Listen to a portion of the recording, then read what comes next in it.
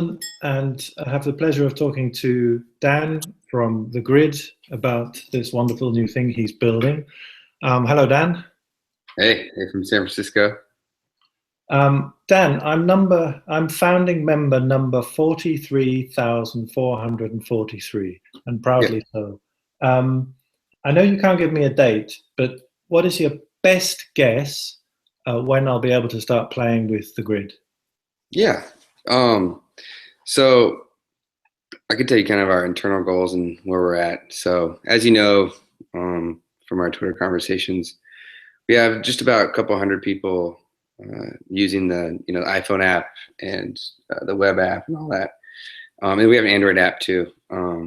But things are things are just unstable. Like, sometimes the output looks really good, and other times it's just there's something off, or there's a little error here. And a lot of the user flows just can be frustrating if you haven't been onboarded right. And the onboarding experience is something that we have to do on an individual basis. So literally every single person right now is who's on it is someone we have to walk through the whole thing. And Okay.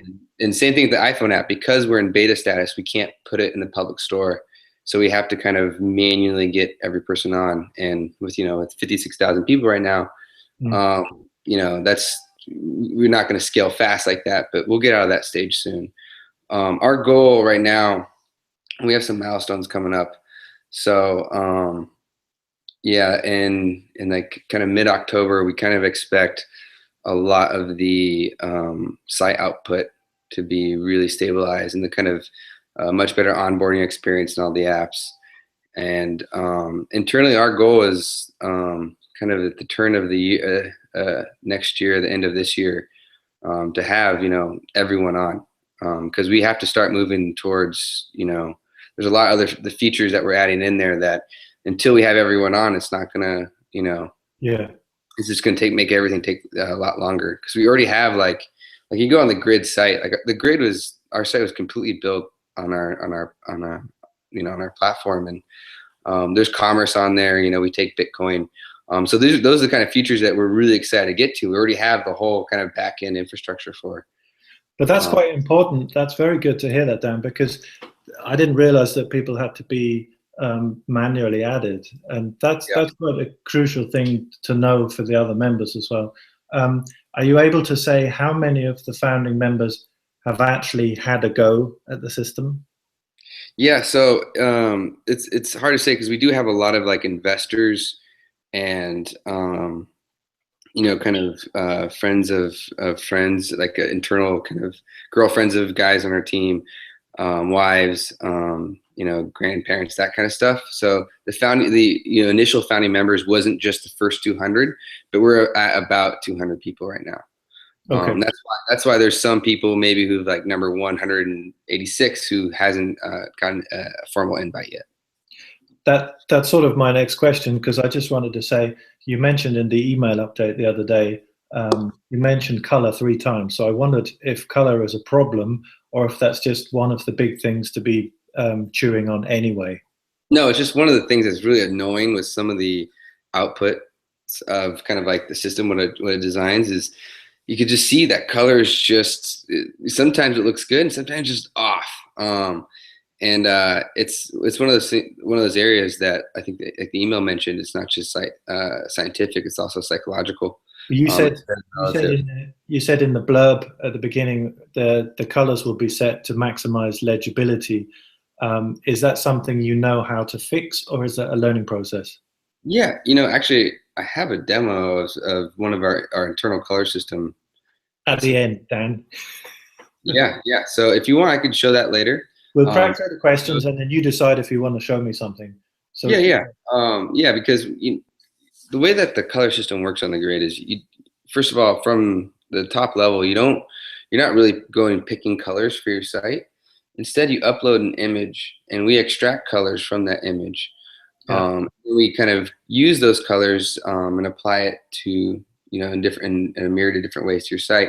But what's interesting is, like, when you extract colors from an image, or you have like a 5-color palette, there's like literally like could be like 10,000 plus ways of applying those colors to kind of basic typographic things like titles and backgrounds and shadows and stuff. And the hard thing is to be able to maintain a kind of a high amount of variation, but always keep that legibility. So that's just, yeah.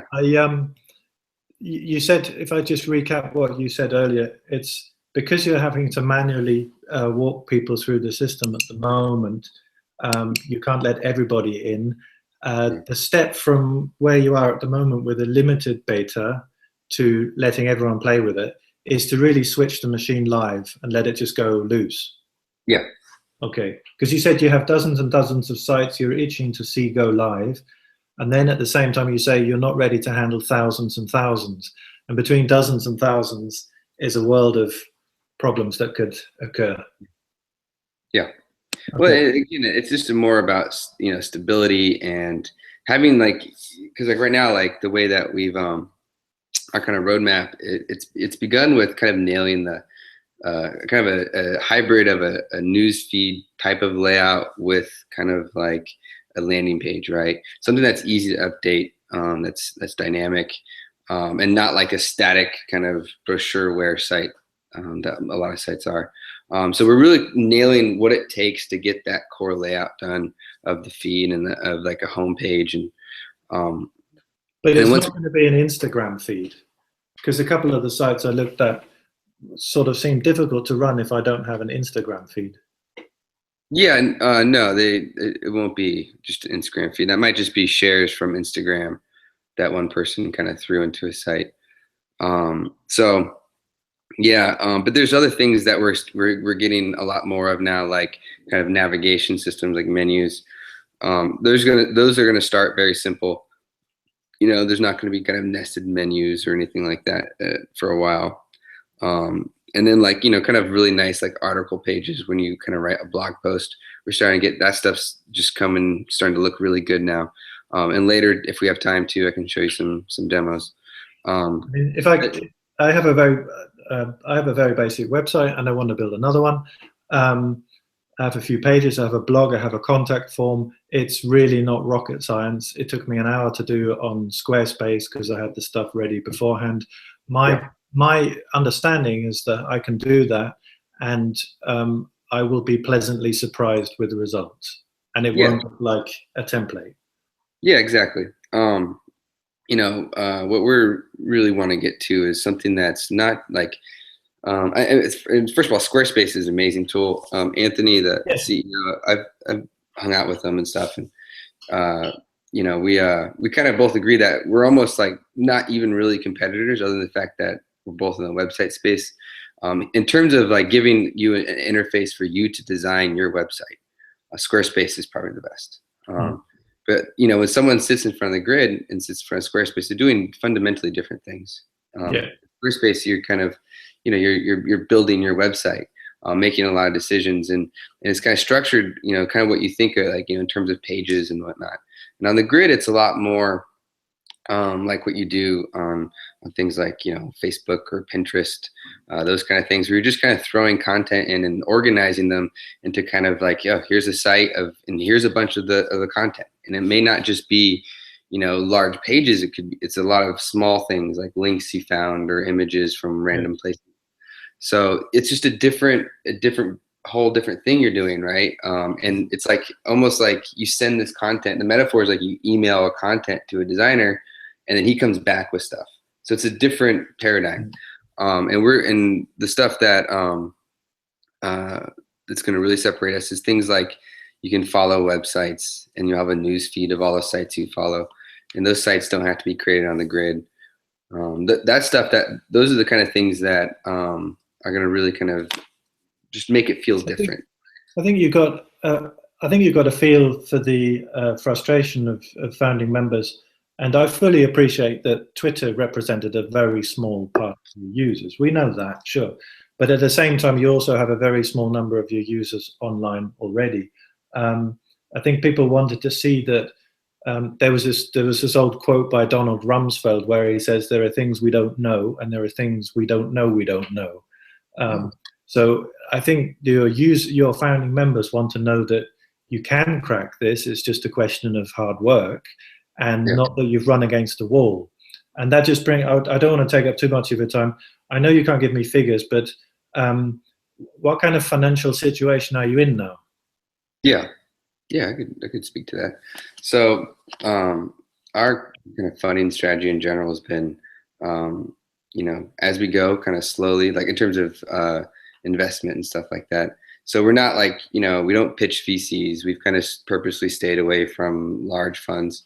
Though in our Series A, one of our largest investors was Jerry Yang, and his personal fund, which is called AME Ventures. And they're great guys, but he's not institutional and not like that. And we think that's not just the best for our company, but best for our users, because it keeps our priorities in line with kind of not optimizing to sell out or anything like that.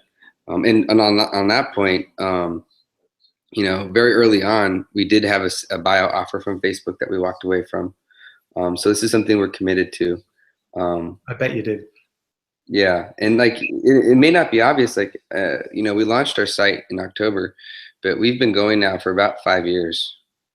So this has been a long process. The first couple of years were really intense R&D, and we've launched like developer tools along the way, things like You GSS. can appreciate what people say. Look, these guys had $10 million. Where's my product? Yeah, and I mean, software is something that our cost is basically salaries. That's what drives our cost. And our team is now about 35 people, the majority of which are engineers. And we have amazing engineers. Guys who've created, very large kind of successful open source projects. Like our team is pretty ridiculous. Anyway, so that's what drives our cost. And one thing to look at, like, I know it seems like a lot of money when you think like, oh, $5 million or whatever. But the purpose of pre-order campaigns and crowdfunding campaigns generally is not to raise money as much as it is to get a really strong kind of user base and exposure. But that's my point. Yeah. That's what I wrote in my Medium post, because that's exactly the thing. You have 50,000 people who were willing to be evangelists for your product. Let's move on to communication, because you know about the frustration. I don't want to repeat anything here. What is your outlook for the next few weeks and months? Yeah, no, we I mean, on the frustration point, I mean, one thing to, we definitely could have done probably a better job at kind of communicating more about, kind of getting expectations clear and whatnot. But we're also like at a stage where, like, it's the size of our audience is getting pretty big. I mean, we've had, like, our refund rate is really low. It's like around like 1%. But even at like 5%, we're talking like 2,500 people. That's a lot of people, like you can imagine, like, thousands of emails coming in, and it seems like overwhelming, like a lot when you look at it just like at that number, or you feel those emails come in. But in terms of like the total numbers, we're just, that the scale is getting to that point where there's some people. I know that, Dan, but you, at the same time, you only have 0.5% of your founding members online, and the old adage that the people who bitch are the people who bitch about you, and those are the very people who. I fully understand the point that you shouldn't just listen to the moaners, and I don't want to be counted as a. I'm just saying, like, it's just crazy on my end to see those numbers come in, and it sucks because, like, we're definitely want to, make everyone happy and are committed to doing that. And I know it's like this process is going slow, and like it was like a huge win. I mean, just like in the end of June this year, just getting like the first 100 people on, that was like, it was like champagne bottles for us, for like 5 years we've been going. So yeah, definitely. I mean, we're committed to doing it. Like I said, we're working hard to, by end of year, to get, it's it all, or if not, almost all of them, everyone on. And it's going to be like, it's going to be a process where the websites at first are going to be, maybe not something you can replace every website out there with, of course, but it's something that, as we go, it's just going to get better and better, because this is something, we're committed to. We have like serious engineers aboard, and our investors believe in us, and we have, the funds to keep going. So we're not going anywhere. We're not selling out, nothing like that. So well, ironically, I'm sort of arguing for you, because that's really the point. As soon as you can manage expectations, as you said yourself, you can work on getting a thing live. Because as soon as you have 100, 200 websites online, which aren't just Instagram feeds, which are real photographers and musicians and people publishing information, that's the biggest advert you could ever wish for, isn't it? I mean, that's why I think managing expectations now with regular emails, less sarcasm in the tweets, fewer smileys in the tweets, less keep the faith, bro. And I don't know if this is a European thing. I'm a Brit. I work in Austria. I'm visiting friends in Frankfurt now. But you must never, ever, ever say to me something like, sorry, bro, my bad. It pisses me off. Yeah, this is an interesting thing, because like the last update went out, our copywriter has got a very unique voice, and his tone's it's very kind of personable and fun to read. But like, we get a lot of emails of people just really liking it, but we've also got emails of people like, what the hell, like, what is this? Like, we had a guy from Nigeria be like, can you please write in normal English, because I can't understand this. And then other people, you can tell it rubs them the wrong way. And I think there's just this cultural thing is hard to balance, because we don't want to come across as drab and corporate, play it safe kind of, normal, so yeah. I fully agree with that. At the same time, irony and sarcasm don't work in email. I want you to be cool. I want you to build something that nobody ever else has built. But after the 7th time being asked to keep the faith, what we're building is amazing and awesome. Okay. What I was just going to say, I was just going to mention, they're not even competitors, but the companies like Campaign Monitor and Squarespace and Basecamp, they rewrote the rule book on support. And once you are live, you've got to really work differently with the expectations, because support has got nothing to do with your AI. Support will be keeping people from saying nasty things about you, and that will be good old-fashioned copywriter. And that won't be the genius you can get in once a month. That'll be the people doing 24/7 support all day. So you want to show me something nice? Yeah, I can show you a few things. Yeah, well, we were talking about color, so let's see what we got. So a lot of all the kind of internal systems that kind of come together to make the design system that we have, they're broken up into we have like a color system, a layout system, animation system, decoration system, all these different pieces that each kind of come together in unique ways. I kind of lost the screen here from what, hold on. There we go. Okay. So I'll share my screen.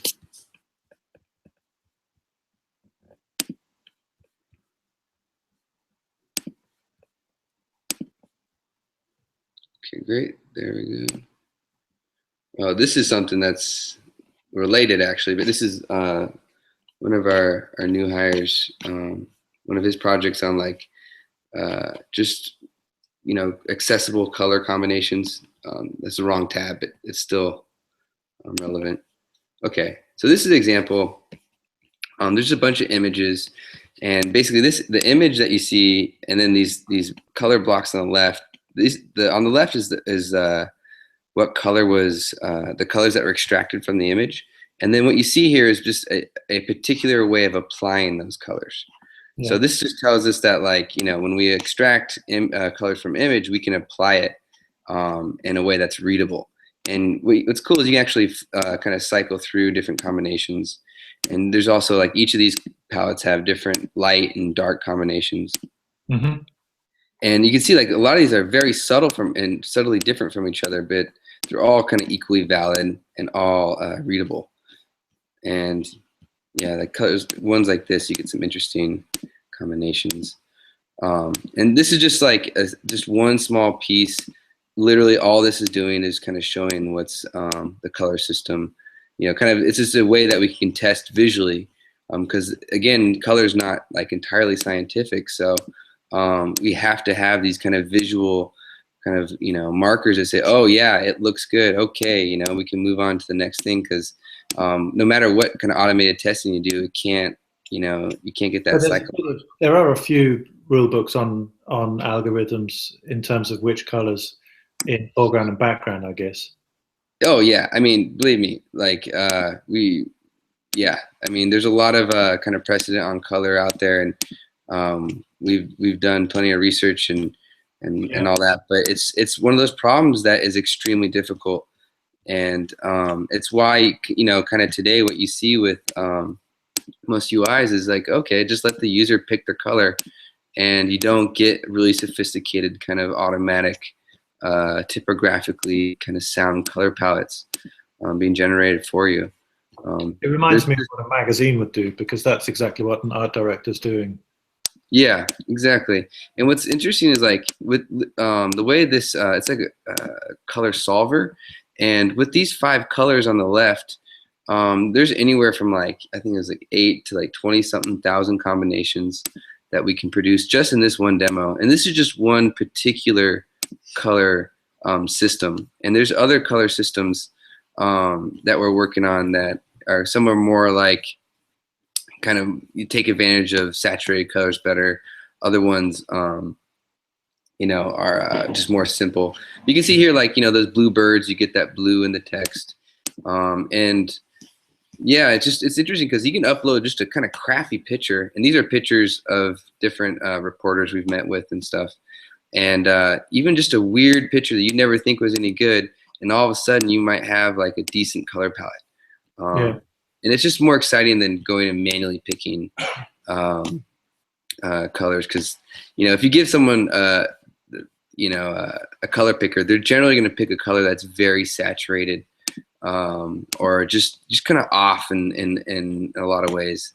And yeah, so it's funny, like our designer Lee, when I was working on this with them, basically we sat down and we took a bunch of photos, and we're like, okay, Lee, like, make a light palette, make a dark palette, make a saturated palette, and kind of show me different variations in contrast.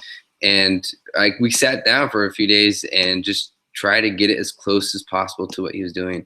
And what's cool is we're pretty much at the point where it's almost identical to what he was doing in most cases. So we're kind of just trying to automate Lee as best we can. Somebody wrote on Twitter, I hope it's just not squares and photographs and blocks. That's cool. Yeah, squares, photographs, and blocks. Well, yeah. I mean, typography is like such a subtle, weird thing, and there's so much to be done just with letters and squares and white space. Yeah. Yeah. You can't really reinvent the wheel. Yeah. Obviously, there's a lot to be done. Typography is very, very important. I look forward to seeing more examples which aren't just open source or Roboto or this, that, and the other. Yeah, that's something that the guy on our team, John Gold, Jon and then Gold, he's a very passionate guy. His Twitter, he's a great Twitter guy to follow. He's really kind of leading our typography system, and he's got something in place that is just wicked. So with typography, want me to show you a demo of the UI and how you can change the typography for a site? I can't see a timer on this, but let's give us another 2 minutes or something so we can wrap it up and stick it online. Yeah, too much time. If you want to show me something, that'd be great. Yeah, I'll show you kind of a live, how to update the type settings on a site on the grid. That'd be kind of cool. Okay, hold on real quick. Is there any Comic Sans in it? I think you put like this font, like marker or something in there as one of the possibilities. just to piss off typographers. Yeah, exactly. Oh man, where is it?